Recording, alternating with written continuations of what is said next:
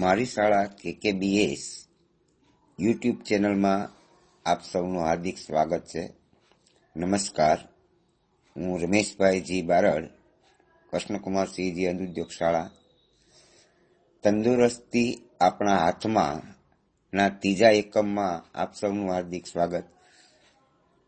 અગાઉ આપણે સમજ્યા કે પ્રાણવાયુ એટલે હવા, એટલે કે ઓક્સિજન. આયામ એટલે તેની ઉપર રાખવાની નિયંત્રણની રીતો, અને આ બંનેને જોડતા શબ્દ થાય છે પ્રાણાયામ. અષ્ટાંગ યોગમાં પ્રાણાયામ ચોથું અંગ છે, જે શરીરની અંદર આવેલી ઈંડા અને પિંગળા નાડીને શુદ્ધ કરવાનું અને તેના ઉપર નિયંત્રણ દ્વારા શરીરને ઉર્જા પૂરી પાડવાનું કામ કરે છે. પ્રાણાયામ કરવાથી રક્ત શુદ્ધ થાય, રોગો સામે લડવાની શક્તિમાં વધારો થાય, શરીર સુદૃઢ અને ઘાટીલું બને, બળ બુદ્ધિ વધે, તેજસ્વીતા આવે. એટલે પ્રાણાયામ આપણે નિયમિત કરવા જોઈએ. પ્રાણાયામની શરૂઆત કરતા પહેલા આપણે થોડાક એના પ્રારંભિક શબ્દો સમજી લઈએ. પ્રાણાયામમાં શ્વાસને ફેફસામાં ભરવાની ક્રિયાને પૂરક કહેવામાં આવે છે. શ્વાસ છોડવાની ક્રિયાને રેચક કહેવામાં આવે છે, અને શ્વાસને રોકી રાખવાની ક્રિયાને કુંભક કહેવામાં આવે છે. હવે આ કુંભકના બે પ્રકાર છે.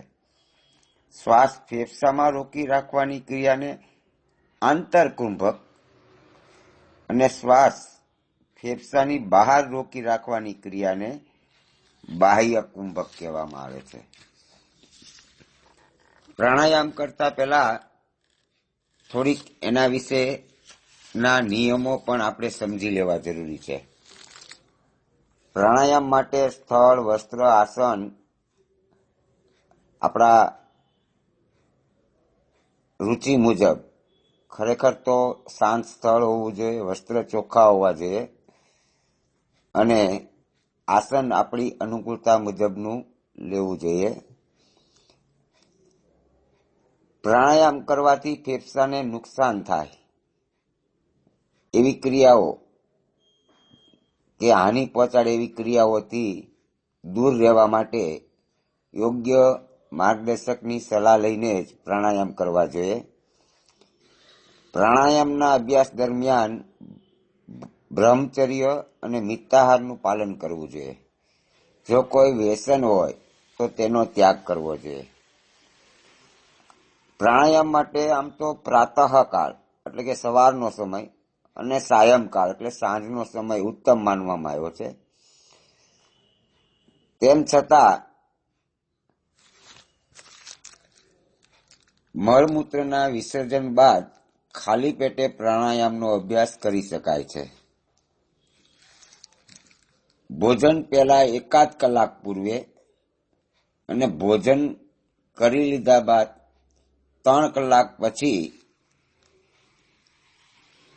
પ્રાણાયામ કરી શકાય. જો પ્રવાહી ખોરાક લીધો હોય તો અડધા કલાક પછી અભ્યાસ કરી શકાય છે. શ્વાસ ભરવાની ક્રિયા એટલે કે પૂરક, શ્વાસ છોડવાની ક્રિયા એટલે રેચક, અને શ્વાસ રોકવાની ક્રિયા એટલે કે કુંભક. એ આપણી શક્તિ પ્રમાણે કરવાના છે. બળજબરીથી ન કરતા કે ઉતાવળથી ન કરતા, તેનું યોગ્ય પ્રમાણ જળવાય તો જ આપણને આરોગ્ય પ્રાપ્ત થાય. કદાચ પ્રાણાયામ કરતી વખતે પરસેવો વળે તો સ્વચ્છ વસ્ત્રથી લૂછી નાખવો જોઈએ. પ્રાણાયામના અભ્યાસોએ વધુ પડતી ઊંઘ કે ઉજાગરા ન કરવા જોઈએ. એટલે કે યમ નિયમોનું પાલન કરવું જોઈએ. પ્રાણાયામની સાથે આપણા ઈષ્ટ મંત્ર અથવા તો ગુરુ મંત્રના જપ સાથે આંખો બંધ કરીને પણ કરી શકાય. અહીંયા આપણે એક પ્રાણાયામની રીત પણ સમજી લઈએ. પ્રાણાયામનું નામ છે ભ્રામરી. ભ્રામરી પ્રાણાયામ માટે આપણી અનુકૂળતા મુજબ આપણે બેઠક લેવાની છે. બંને નાકના નસકોરાથી અંદરની તરફ શ્વાસ લો. બંને હાથની પહેલી આંગળી એટલે કે તર્જનીને કાનના બંને છિદ્રોમાં નાખી કાનને બંધ કરો.